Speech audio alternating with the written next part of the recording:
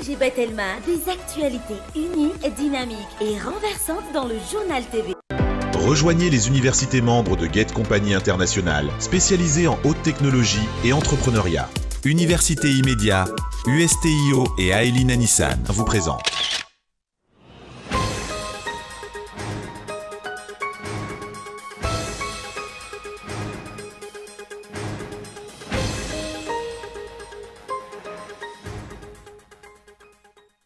Mikaiky ireo orinasa manoloana ny faniriana sy ny fanasaziana ataon'ny fanjakana eo amin'ny fandoavan'ireo hetra samihafa amin'izao fotoana izao.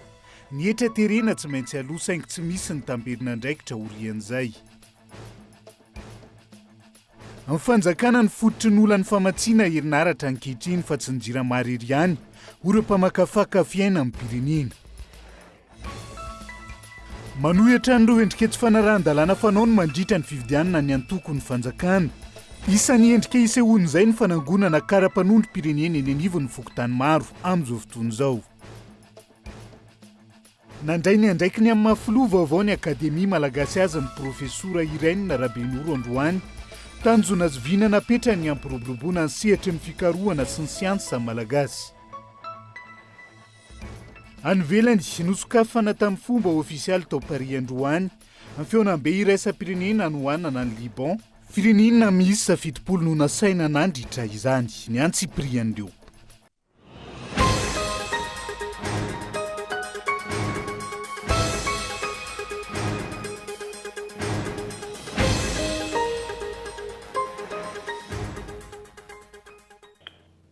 Finaritra tongo-kilasy tongovavy tonga soa indray ato anatin'ny fotoana ny fampahalalam-baovao amin'ny dialety manasa anao avy hatrany anaraka ny antsiprian'izay hoe tsika manokatra ny fampahalalam-baovao avy hatrany mikaikaiky ireo orinasa manoloana ny fanerena ny fanasaziana ataon'ny fanjakana eo amin'ny fandoavan'ireo hetra samihafa amin'izao fotoana izao.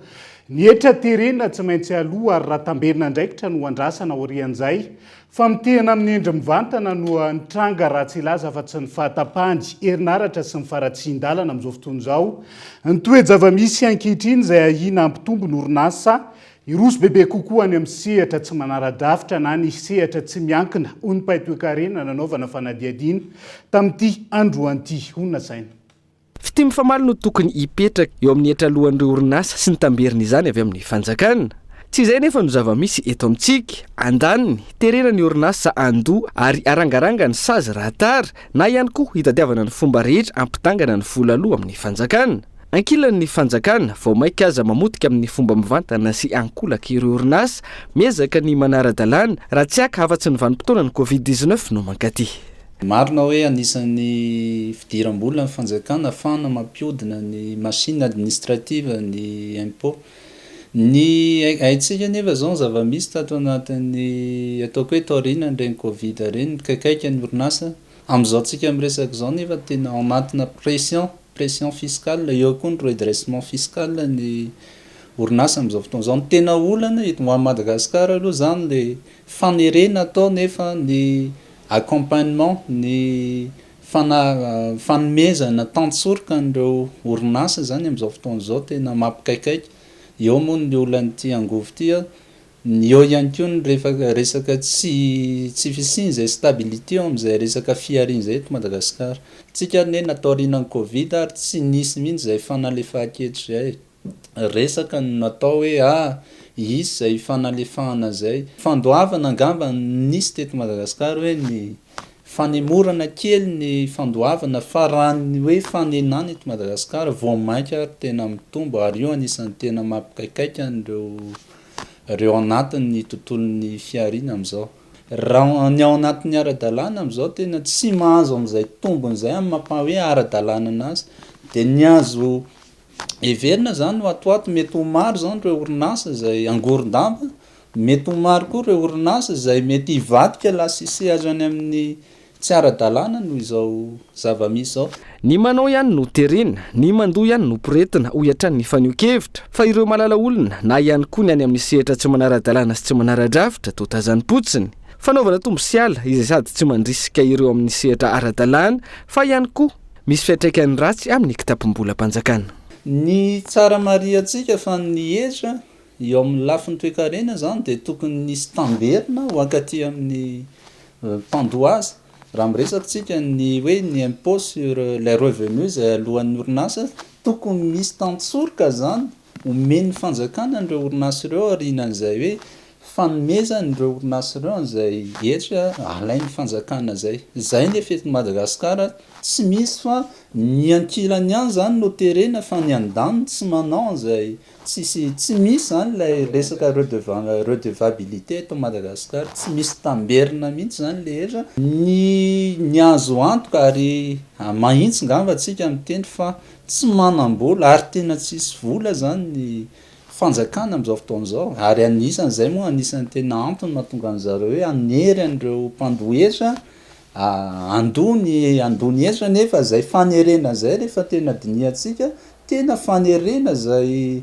atao hoe fanerena fahatany fa tsy misy an'ilay tamberina zay tokony ho ataon'ny fanjakana ihany koa. Orinasa mihodina araka ny tokony ho izy afaka manitatra ny ambaindahany sehatra iasany hita fa miroborobo izany no tokony ho saziana ary poretina raha tsy mandohetra araka ny tokony ho izy ho iatran'ny fanazavana. Ity karazana orinasa ity izay efa miavitsy andro aman'alina eto amintsika fa ny maro amin'ireo orinasa na vaventy madinika sy salatsalany efa soserom vokatry ny fahatapahan-herinaratra lavareny ny faratsiany lalana ary ny tsy fandriam-pahalemana amin'ny endriny rehetra. Tsy mipetraka ilay fidimy famaly, tsy nisy ihany koa ny tamberina ndraikitra avy amin'ny fanjakana avy amin'ireo hetra voaray hatramin'izay ka mahatonga ny toe-karem-pirenena sy ny kitapom-bolam-panjakana amin'izao toerany izao. Ny fanjakana no fototry ny olany famatsiana herinaratra eto amin'ny firenena fa tsy njirama irery ihany. Ireo mpamakafaka fiainam-pirenena nanaovana fanadihadiana androany. Tsy ny fampiakarana ny sarany herinaratra mamotika ny mpandrarano vahaolana fa ny fitrandrahany ireo loharano nangovo misy izay hodin'ny fanjakana tsy hita amin'izao fotoan'izao. Ny alarana Evson. Ny fanjakana Rajoelina no fa tsy manana finiavana amany olany herinaratra eto amin'ny firenena. Antony tsy ny orinasa driramany fototry ny olany herinaratra fa ny tsy hiafampy ny angovo vokarina sy hiajifainy ity orinasa ity. Manana isika ny hiasa ovika sy volobe izay efa azo trandrahana sy efa misy ny mpamatsy vola amin'ny fitrandrahana azy. Sangy hodiny ny fanjakana tsy hita izany. Ny famodrinana ireo aloha rano nangovo ireo izay ampiana ny filan'ny orinasa drirama amin'ny lafiny solika sy ampiana ny trosa ary koa anatsara ny tolotra omeny. Amin'izao fotoana tsy maharaka ny filan'ny mponina intsonty ny herinaratra vokariny ny orinasa drirama mianao anatin'ny fahatapahan-jero lavareny ireo orinasa sy ny vahoaka malagasy. Tsy misy fanatsarana ny tolotra tsy mitsahatra ny miakatra hatrany ny trosany ity orinasa panjakana ity.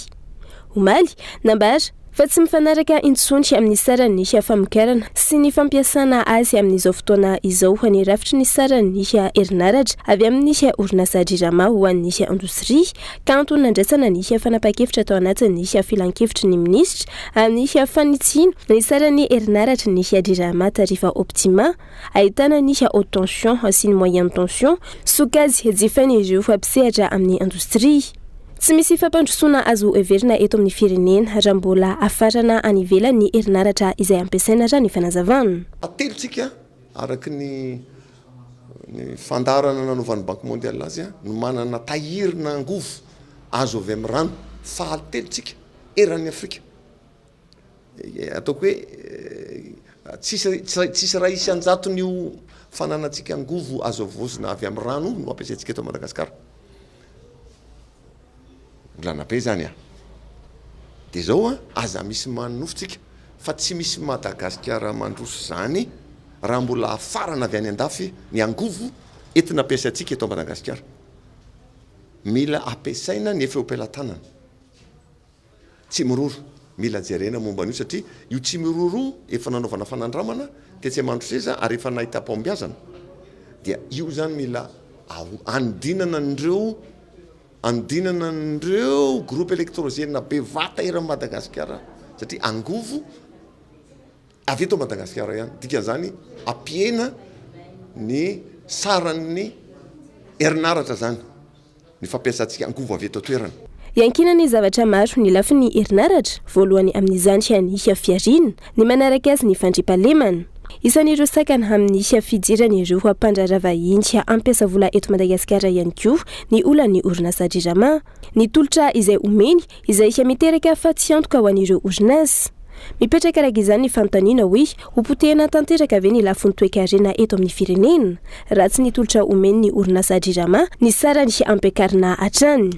Tsika nefa ao anatin'le impact économique tsika efa hitantsika ny zava-miseho ny resaka tsy fisian'ny fananana resaka chômage efa raha-malala zany zavatra zany efa raha-malala ny tsy fisian'le créativité hoe aiza le mpampiasa vola avy any ivelany hoe tena tonga dia hitsangana anangana zavatra tsaroa fa ny fampiasan'ny-bolana tsy misy avelanao tsy lany ny resaka vola tsy lany fa ny sécurité d'investissement rehefa manontany momba resaka Madagasikara izy dia ohatra zareo ny miemitra satria anekafa tsaratsara kokoa ny fampiasana ny sécurité an'ny volana sy ny tombo mety ho azo noho ny eto Madagasikara.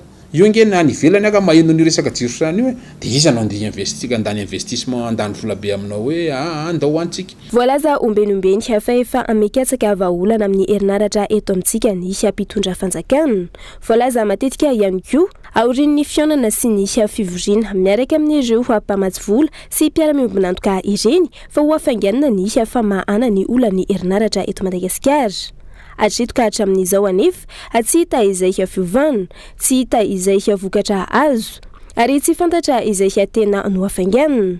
Ny zavatra hita sy tsapa fa angana aloha atreto dia ny fanapahan'ny orinasa Dirama ny jiro raha tsy mahalo faktura ara-potoana. Miazakazaka ihany koa ny fatapahan-jiro ka tapaka mialohan'ny fotoana ny fanapahana azy ary miverina aoriana lavitra ny fotoana voalaza iverenany izany ihany koa. Indraindray aza afaingana ny fomba ahafahana mampiakatra ny vola takiana amin'ireo mpanjifa.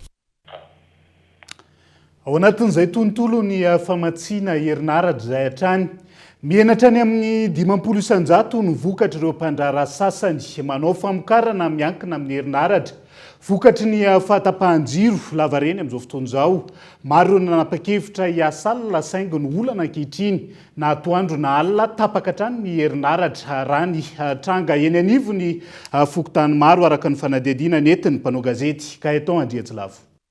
Sehatrasa maro ankehitriny no potika ny tanteraka sy ahinay-katona vokatry ny olana amin'ny herinaratra. Isan'izany ny mpanao sodura, mpanao volo, mpivarotra trondro, mpanamboatra vata fampangatsiahana sy ny sisa. Misedra olana tahaka izany ihany koa ireo mandraharaha amina resaka sérigraphie. Zay zany rehefa tsara ny jiro, mandeha tsara ny jiro mamoaka t-shirt 2000 pièces par jour reto satria ny piasapiasaiko maro be. 2000 pièces par jour nalainy client amin'ny tobile eo ivelany eo. Fa zao moa zany tsy possible satria le jirama zany malahirana dia sarotsarotra le atokisanao vita tsy vita le zavatra dia fefirany any aloha izy. Raha toa ka t-shirt misy 4,000 isan'andro no vita ho an'ity mpandraharaha ity, ny enatra any amin'ny 50 isanjato zany amin'izao fotoana, vokatry ny fatapahan-jiro lavareny. Ifanoraisina ny fepetra, nasaina ny asa alina ihany koa ireo mpiasa, manodidina ny 570 ao aminy, saingy mbola tapaka ihany koa ny jiro amin'ny alina. Miasa alina zay miasa alina fa misy problème mantsy na alina ary jiro tapaka. Misy tao zay miasa alina dia tapaka le jiro dia voandray fo taira ray le mpiasa zany dia fo ray aloha dia zay magnano ny asa. Zay ny olana atao. Fotoana mampandeha ny tsena ny sérigraphie sy ny zaitra ny fotoana fiomanana amin'ny fampelezakevitra tahaka izao. Tsy misy anefa ny azo atao no ireo asa ireo miankina petsaka amin'ny herinaratra. Ny karaman'ny mpiasa tsy maintsy aloha. Tena sahirana mihitsy, tena sahirana. Satria ny mpiasa rehefa tonga ny faran'ny volana dia tsy maintsy pihana ny karamana. Nefa ny asa atao zany tapaka lava ny jiro dia mienana amin'ny production vokatra zany dia mienana ny fidiram-bola. Ankoatra ny karaman'ny mpiasa misy 570 tsy maintsy aloha. Tsy maintsy aloha ihany koa ny fakturany jirama rehefa tonga ny faran'ny volana, ny hofatrano sy ny maro hafa. Ny zava-misy mitombo hatrany ny oran'ny fatapahan-jiro eto amintsika. Zara raha mandeha adiny 3 ao anatiny 420 ora ny jiro. Fampandrosoana tahaka ny ahoana no andrasana amin'izany? Na dia voalaza fa i Madagasikara tsy maintsy mandroso. Filaminana tahaka n'inona no andrasana raha toa ka maizina ireo elakelan-trano rehetra eto Antananarivo renivohitra sy ny manodidina. ankehitriny zany voatateraka rabaka teny lay fiteny jatovo manao hoe atao tsy misotro rano, ataony jirama tsy misotro rano rabaka teny na ny vahoaka malagasy na ny orinasa madinika salatsalany hatramin'ny orinasa goavana amin'izao fotoana izao. Teboka misy efatra lehibe no votoatin'ny taratasy na lefany antoko malagasy miara-miainga tany amin'ny tahirim-bola iraisam-pirenena na ny FMI taoriany fahavitan'izy ireo ny hiraka teto Madagasikara farany teo. Isan'ireny ny tokony ompana ny fandaniana ny volam-panjakana amin'ny lafin'ny ara-tsosialy toy ny fampianarana, ny jiro sy ny rano ka ampy tsara ireo tetikasa lehibe izay tsy lara-pamena eto amin'ny firenena amin'izao fotoana izao. Mila tsaraina sy mekasina ihany koa ny andrim-panjakana sy lalàna mifehy azy ireo, indrindra amin'ny resaka ady amin'ny kolikoly. Henri Florian. Taorian'ny diany iraky ny FMI na ny tahirim-bola iraisam-pirenena teto Madagasikara farany teo. Nandefa taratasy ho azy ireo ny teo anivon'ny antoko malagasy miara-miainga araka ny fampitana ny gazety izay navoakan'izy ireo tamin'ity androany ity izay niarabany ny fahavitany izany iraka izany mahakasiky ny FEC sy ny FRT. Namafisy ny antoko malagasy miara-miainga tao anatin'ny taratasy izay nalefany tany amin'ny FMI tamin'ny alalan'ny teboka efatra lehibe ny fomba fijeriny mahakasiky ny fiainam-bahoaka fa mila jerena akaiky ary tokony ho laharam-pahamehana ny lafiny ara-tsosialy toy ny fampianarana sy ny jiro sy ny rano amin'ny fandaniana ny volam-panjakana ka tokony hatsahatra ireo tetikasa lehibe tsy maiky kanefa mandany vola be toy ny autoroute Tananarivo sy Tomasina. Faharoa, mila fandraisana andraikitra avy amin'ny mpiara-mombonantoka rehetra mba hampitsarana ny kolikoly avo lenta, manome vana ny tombotsoa manokana sy ny tombotsoa an'ireo mpitondra fanjakana. Fahatelo, mila mangarara ny fitantanana ny raharaham-panjakana indrindra fa ny mahakasika ireo mpamatsy vola manokana mba hisoroana ny tantely afadrakotra amin'ny harem-pirenena. Ary faefatra farany, mila tsaraina ihany koa ny fitantanana sy ny fanomezan-kasina ireo andrim-panjakana sy ho fanajana ny lalàna mifehy azy ireo mba entina hiady amin'izany kolikoly izany. Enitaona sisa no ananan'i Madagasikara natrarana ny tanjon'ny fampandrosoana maharitra amin'ny taona 2020 no ODD 2030 izay ahitana tanjona miisa 7.20 ho an'ireo firenena mpikambana rehetra nanomboka ny taona 5.20.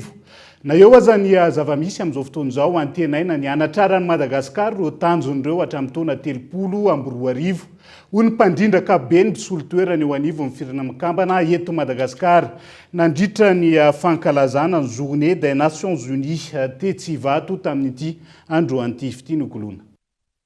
Ny taona 2020 no nankatoaviny teo anivon'ny firenena mikambana ny tanjona 2020 ny arahan'ireo firenena rehetra mikambana ny Osnia tafiditra anatin'ireo vinany atratrarana ny fampandrosoana maharitra ho an'ny firenena.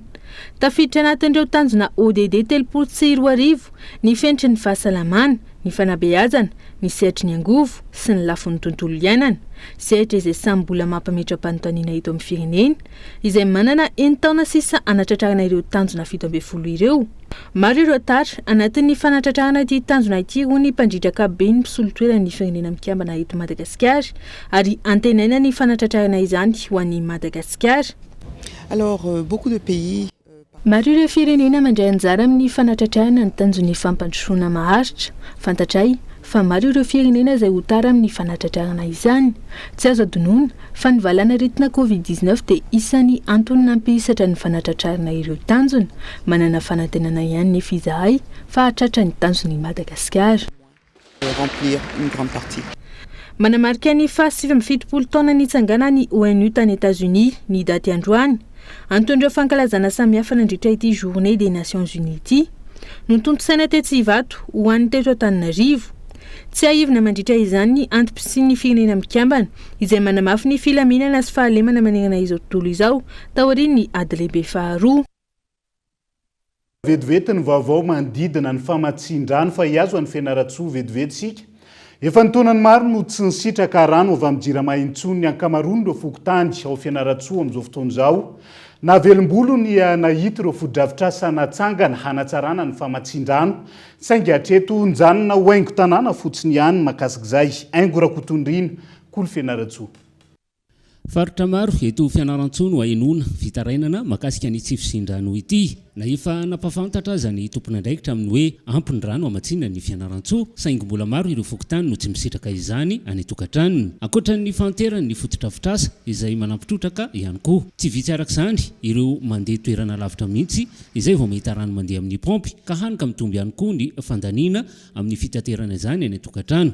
Misy mihitsy aza moa ny tanterina amin'ireny fiara-pitaterana ireny izay vao tonga any tokantrano tikan'izay dia vola hafa koa ny tanterana ireny mandra-pahatonga any tokantrano ankoatra ny vitin'ny rano izay vidiana lafo eny amin'ireny pompy-panjakana ireny. Tanana ity zany pompy tsy dia tapaka satria ambanimbany toerana man par rapport amin'le boriboritany zalaky fafandrefana. Ao zany tena misy problème ana rano dia tsisy pompy mandeha misy raha tsy amin'ny alina ndrendray dia tsy mahazo amin'ny alina izy satria amin'le olona le artory dia tsy maintsy midina mankaty. Dia raha ohatra ny ity zany talohaloha tamin'izy mbola tsy tapatapaka le tany misy heure zany le fifohany izy ity hoe mivoa amin'ny 5 maraina dia mikatina amin'ny 9 dia mivoa koa amin'ny 3 tolakandro dia mikatina izy amin'ny 7 hariva eo.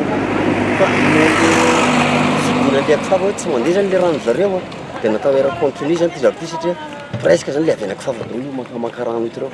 Fa ny ity zany dia fantatra le heure zay maraina sy hariva zao zareo maka rano. Dia zareo eto manodidina zao dia efa navita tamin'ny maraina dia hariva indray zao reo vao maka satria bidon roa telo folo zany ny azy.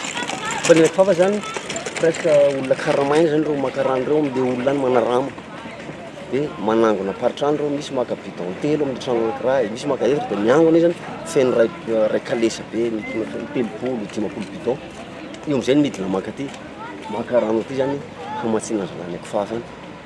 Nisy tokoa ireo fototra-fitrasa izay natsangana entina nangonana rano anamorana ny famatsin-drano fa saingy lasaingy tanàna fotsiny moa izy ireny ka saika ataon'ny sasany vazovazo hoe ovinisy ny sisa. Nisy mihitsy moa ny fanentanana ny mponina amin'ny mba hakana ny rano manodidina ny amin'ny 7 ora alina ka hatramin'ny 4 ora maraina avy eo anivon'ny jirama ho an'ireo izay manana pompy any tokantrano. Anay ety Tabobe zao tena mizaly rano, sisy rano mandeha mihitsy fa tia Batolamandravo nanay no masaka rano. Mateka masaka amin'ny rano vovo dia misy ny kilianay sa tia rano vovo dia tsy maintsy milahitra rano tia Batolamandravo nanay tia mba mandeha zany hoe mba rano pompy dia mba mandeha dia mba tianay masaka dia misy fotoana tapatapaka koa ny rano ity sindraika tapaka sindraika mandeha dia misy fotoana koa sa mandeha atoandro fa amin'ny alina vao mandeha dia tsy maintsy miaritory anay mamainy rano zay fomba mahazo rano. Fa na dia teo aza nefa ny rotsakorana izay somary mafimafy ihany ny farany herinandro teo iny teto an-tanàna ny fianaran-tsoa dia tsy navany olany ny tsy fisindrany ihany izany. Efa misy ihany anefa ny tetikasa izay fiaraha-miasa fiaraha-miombonantoka sy ny ministeran'ny rano makasika ny famatsiana rano fisotro madio ho an'ny renivohitra fianaran-tsoa saingy mbola any amin'ny taona 2024 any vao anomboka ny fanatanterahana ny asa ka dia miandry aloha izany. Soa fa irotso sy ela amin'ny fotoam-pahavaratra isika ka mba mety amamy ny ampany amin'ny filarana lavareny ny filatsany ny orana izay. Tsy ny eto Antananarivo sy manodidina ihany araka izany fa saika manerina noso no misedra an'izay olany famatsiana jiro rano izay amin'izao fotoan'izao. Madagasikara tsy maintsy mandroso marina ve araka ilay slogan ilay fitondram-panjakana amin'izao fotoan'izao tsika rehetra no miara-mitsakotsako sy mamaly izay ka andao isedy vetivety ao anaty doka fohy aza misaraka aminay ary.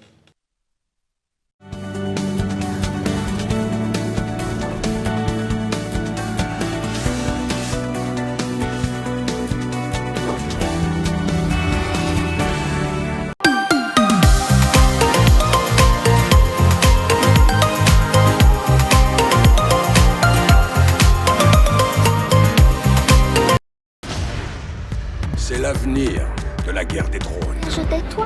Non, je déteste les enfants. Reviens avec Messi. Du 10 au 31 octobre, ajoutez seulement 10 000 arrières à votre réabonnement actuel et bénéficiez du bouquet supérieur. Si vous êtes abonné à l'offre Access, ajoutez 10 000 arrières à votre réabonnement et bénéficiez de l'offre Évasion pendant 30 jours. Pour les abonnés Évasion ou Access Plus, ajoutez 10 000 arrières et profitez de tout Canal Plus pendant 30 jours. Fun Quiz! Passe le quiz et gagne tout de suite. Rends-toi sur l'appli Thelma et moi et tente de remporter des SMS ou des mégas. Télécharge vite l'appli sur App Store et Play Store. Avec Thelma et moi, joue et gagne tous les jours.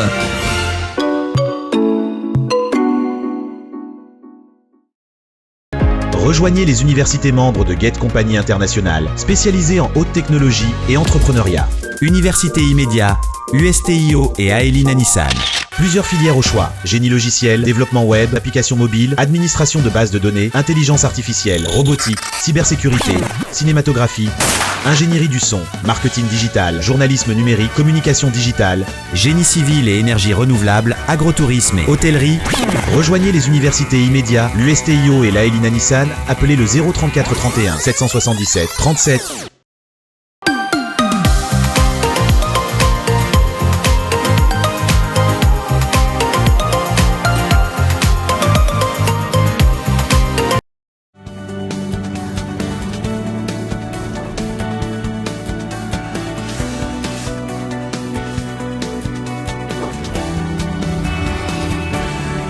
Mamerina ny arabatra ny tonga kilasy tonga vavy tonga soa indray atao anatin'ny tapany faharoa amin'ny fampalalam-baovao amin'ity ala ity. Izany taratsika izay ny tombony olona nila raharaha teny anivony reny ivotoeram-pampindramam-bola madinika na ny findramam-bola zany na ny tahiry ho an'ny taona 2024. Eo ny fahasahiranana amin'ny fiainana andavanandro fa isan'ny nampitombo ny taremarika ny fanabeazana ny olona ifeny vola eo an-tanany. Hoy teo anivony Association professionnelle des institutions de Microfinance tamin'ity andro anty onona sainy.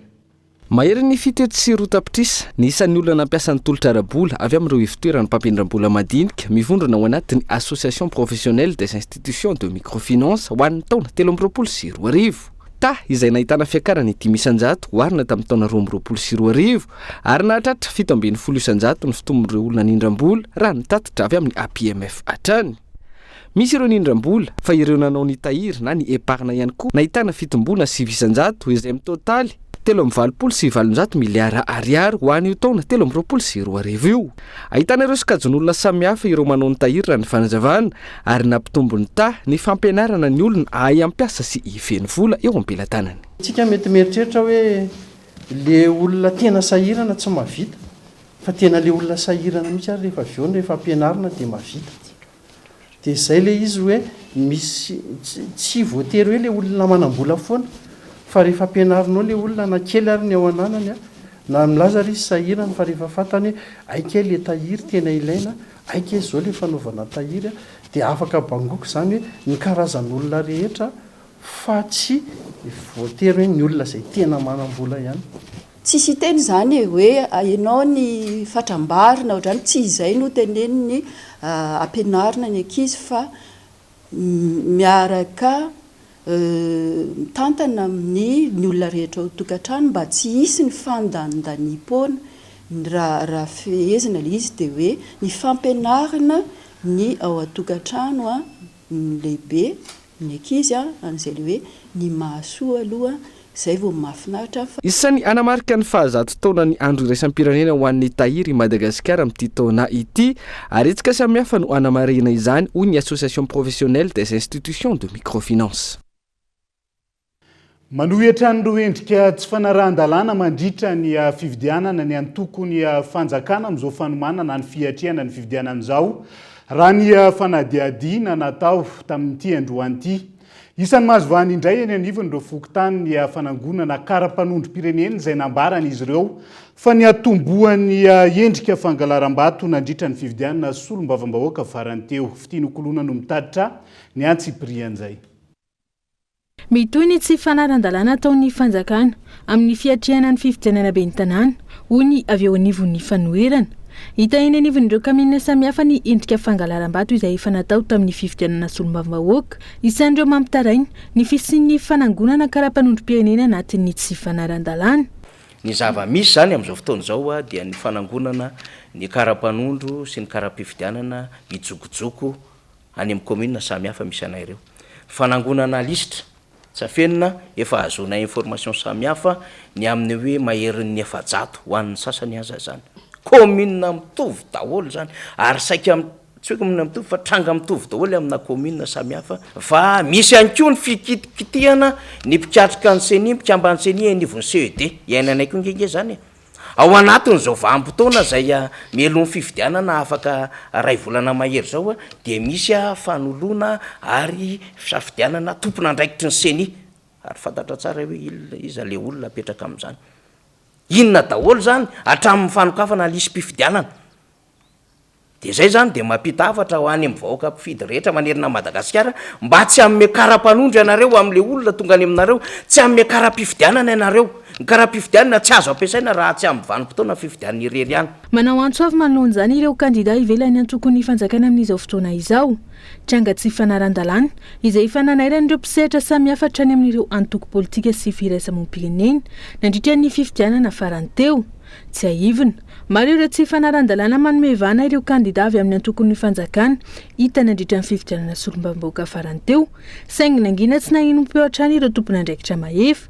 Isany amin'izany ny seni na ny vomiera maleo tena misahana amin'ny fifidianana eto amin'ny firenena izay tompony antoka voalohany. Andrasana izay mety ho fiovana mandritra ity fifidianana kominaly ity ho tanterahina ny 12 Desambra ho avy izao. Ny fifidianana ben'ny tanàna izay zava-dehibe eto amin'ny firenena noho izy miankina mivantana amin'ny fampandrosoana eny fotony. Tsy voana farana na mbola eny ambony sambo fa efa tonga ireo jiro miloko 3 na ny feu Kolo apetraka amin'ireo kiondalana eto Antananarivo renivohitra. Andaminana ny fifamoivoizany fiara ho ny kandida ben'ny tanàna eto andrenivohitra Tahina Razafinjoelina. Isan'ny vahaolana ampianana ny fitohanana ny fifamoivoizana zany. Tsy miankina amin'ny jirama fa mandeha amin'ny herin'ny masoandro ary misy solosaina kely ihany koa ao anatin'ity jiro miloko 3 ity. Feu tricolore azo baikona amin'ny finday ihany koa izy io ka andao rahantsika ny fanampanazavana bebe kokoa makasika izay. Le izy tsy hoe tonga de nampiasaina fa tsy maintsy asiantsika solosaina kely ao anatiny satria le izy tsy vitany hoe apetraka fotsiny de manao an'le jiro mena ohatra mahazatra antsika fa le izy zany azo commandena moa zany filaza azy fa mialatsiny amin'ny teny vahiny, azo baikona amin'ny finday. De zay no aseho antsika androany ihany koa hoe manahoana le izy rehefa baikona amin'ny finday satria fantatritsika tsara fa ndraindray mitohana be ohatra iny miakatra an'Ambozatovo iny de tsy maintsy ajanona kely ny avaty Nosy na mijanona kely ny miakatra avaty Analakely. De amin'izao izy zany hitanareo tsara fa ampirehetina amin'ny herin'ny masoandro le izy, zany hoe tsy miankina mihitsy amin'ny jirama ary misy solosaina kely ao anatiny zay mifandray, tsy mila fil, tsy mila fifandraisana fizika moa zany fa io solosaina kely io no mifandray amin'ny finday amin'ny manam-pahefana na polisy na polisy municipale zay ampiasa azy. De rehefa hibaiko azy tsika de amin'ny finday no ampiasana an'le fibaikona de azontsika vadika ohatra mitetsika maitso de mirehitra maitso eto amin'ilay jiro de azontsika ajanona amin'ny finday any de mitetsika hoe arehatra indray ny eto ampovoany de mirehitra ny eto ampovoany araky ny hitantsika de azo ajanona de azontsika atao zay tiana amin'ny alana finday izy de ny polisy zany amin'izao rehefa mandamina de tokony ampiasa finday izy de moramora kokoa aminy ny mandamina le circulation. Nzara tiana marihana fotsiny de reo mbola santionany tonga fa ho avy ny fotoana anehoantsika fa miara-miasa amin'ny teknisiana malagasy tsika. Reo zany sady efa azo ampiasaina no ho alaitsika tahaka ihany koa satria anangana tahaka reo tsika satria rehefa nydiniana de 7 no isan'ny jiro mena ilaina eto Antananarivo renivohitra manodididina ny 7 de tsy maintsy ampiasaina miara-miasantsika amin'ireo ekipa teknisiana malagasy mahay zay anisany nahitantsika nytony solosaina kely ambariky ardino no filazan'izy itony tafiditra ao anatin'izy ity. Talohantsika raha nanana an'izy itony de mila centrale lehibe zay nandany jiro be herinaratra fa zao zany izy de solosaina kely madinika fa azontsika baikona amin'ny finday tahaka an'io ataontsika io de santionany ihany reo mbola ho avy manaraka misaotra tompoko. Fa tsy manaiky ny fanesorana ny lefitry ny sefokotany eo amin'ny fokotany Tsaramasay anatin'ny boriboritany fahatelo ireo mponina ao an-toerana amin'izao fotoana izao ka nilanja sora-bavety. Ambadika politika ho ireo mponina ny antony fanesorana katakin'izy ireo raha misy ny pirofo mazava fa nisy adosona goavana nataon'ity lefitry ny fokotany tao an-toeran'ity. Christian Dimby. Ny lanja sora-baventy na ny fihetsiketsehana tsy manaiky ny nanesorana ny lefitry ny sefokotany ao amin'ny fokotany Tsaramasay distrika d'Antananarivo ao amin'ny boriboritany fahatelo ireo mponina tao an-toerana tamin'ity androany ity. Nolazaina fa nanao faute grave no antony nanesorana ity lefitry ny sefokotany ity saingy ambadika politika no anton'izao hoy ny fitarainan'ireo mponina.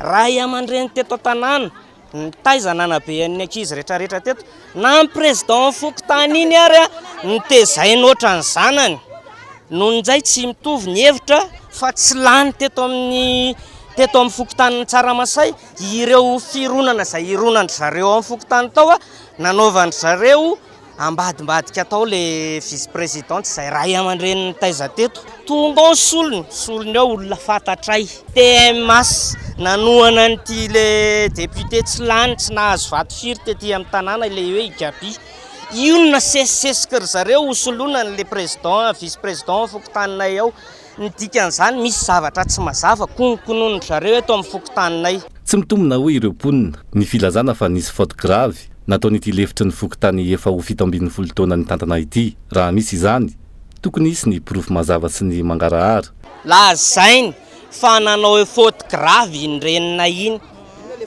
raha tena anontanianay le filoham-pokotany asehoy raha misy profo any aminareo faute grave nataony iny faharovanay iny anazava zay raha nisy faute grave fa raha nisy faute grave teto be da be ny faute grave nataony taon'ny fokotany ary tsy hitiavan'ny olona an'ireo ary tsy nifidianan'ny olona ny tohanan'ireo teto asainy avoaka ny profo tsy manan'ireo 17 taony madame Justine nanompo anay vahoaka ary zavatra tsara foana ny azonay taminy zay no antony hitazomanay madame Justine ary tsy manaiky ny analana madame Justine eto amin'ny fokotaninay zay raha ny angom-baovao natao teny an-toerana nilaza ny sefy fokotany fa mandray baiko avy any ambony ny tenany ka tsy maintsy manatanteraka izao fanesorana ny lefitry ny sefy fokotany izao manambana ny tsy anaiky hatramin'ny farany kosa ireo mponina ary mikasa ny anamafy ny hetsika fitakiana izay ny tao Tsaramasay fa raikitra ihany koa ny savorivory tao amin'ny fokotany Ambomanambola commune ambonivohitra ny Tsirabe antony tonga tampoka tao an-toerana niaraka tamin'ny vaditany ny ampitandro ny filaminana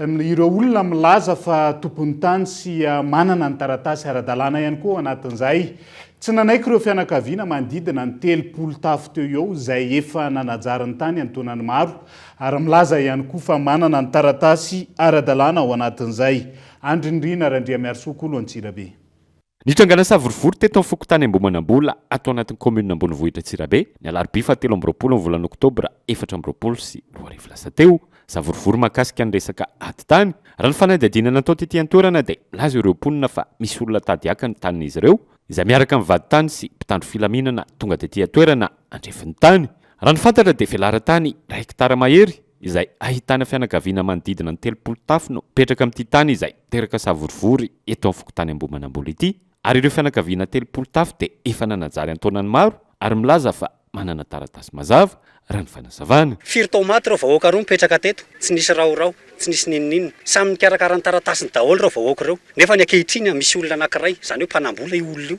milaza fa ho tompony tany zany hoe nanakaraman'ireo force sy le olona olona ambonimbony reo zany mba hanilika anay amin'io tany io ka eto zany dia angatahanay atona mba asehoana aminay ny taratasy tena mahan'le olona anazy fa zahay izay tompo tany io matoana mividy an'io tsy adala akoriny fa samy mividy an'io amin'ny alalan'ny ara-taratasy daholo donc zany manana taratasy daholo reo olona reo ary efa nanao zay fangatahana tany amin'ny tribonaly fa mbola eo am-piandrasany zay ankehitriny nefany misy any olona io tonga eto aminay ny mahagaga anay fotsiny dia hoe fa maninona no amin'izao izy vao tonga eto anatin'ny fotoana toy izao manoloana izany dia tsy anaiky hatramin'ny farany amin'ny andrefesana ny tany ny reto mponina eto amin'ny fokotany Ambomanambola ireto ary manao antsoavo amin'ny fitondram-panjakana izy ireo mahakasika ity raharaha ity elanay tsy indrindra aloha fa zay dia tsy anaiky hatramin'ny farany ny fandrefesana ny taninay satria dia tena eto izy zao dia efa mibody hoe ho refesina ny tany atao izay mampety an'ile tany eto ka tany ino moa no refesina ho eto nefa zay ara tsy manaiky reo vahoaka reo ray andahanao amin'ny trano ary reo dia io aiza ianao manambola zay tsy manambola dia andahanao zay ankilan'ireo milaza fa tompon'ny tany izay mpandova dia laza ihany koa fa manana taratasy mazava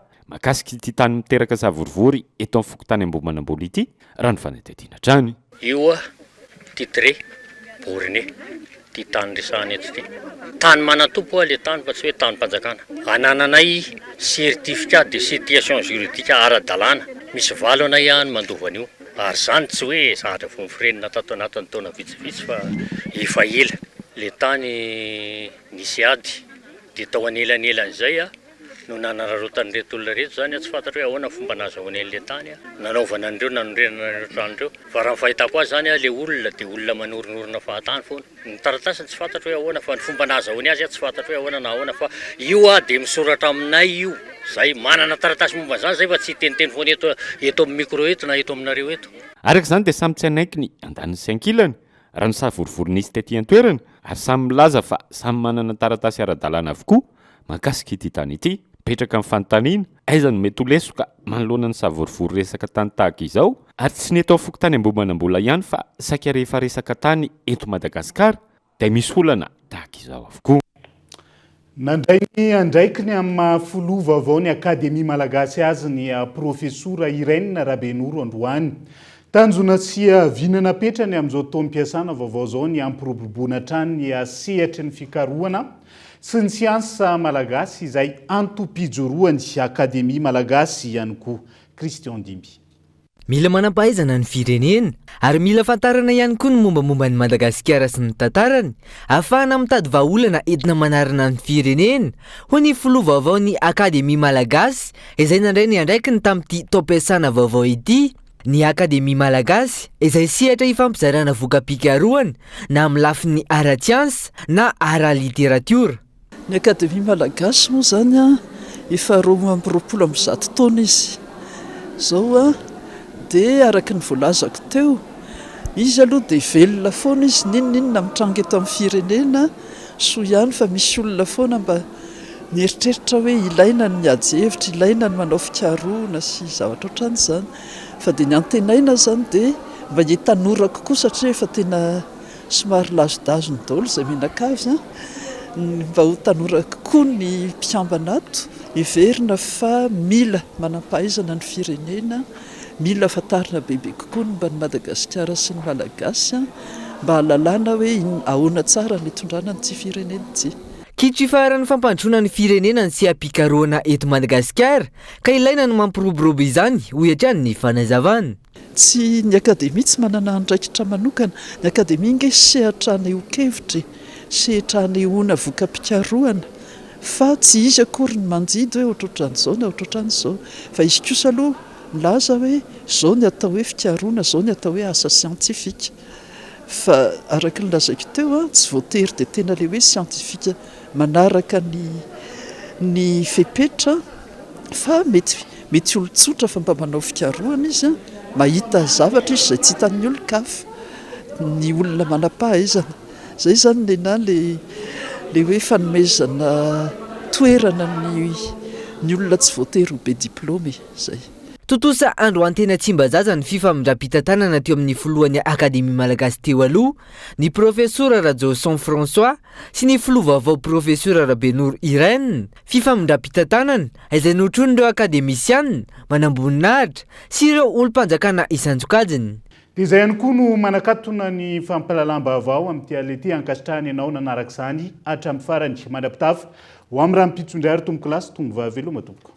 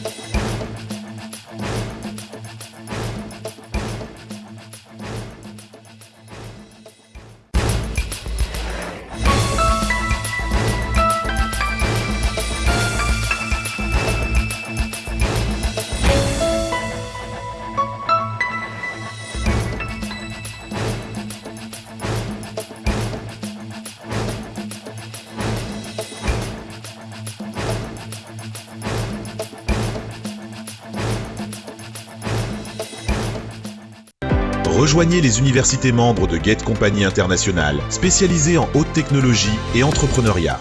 Université Immédiat, USTIO et Aeline Nissan vous a présenté. 5G Batelma, des actualités unies, dynamiques et renversantes dans le journal TV.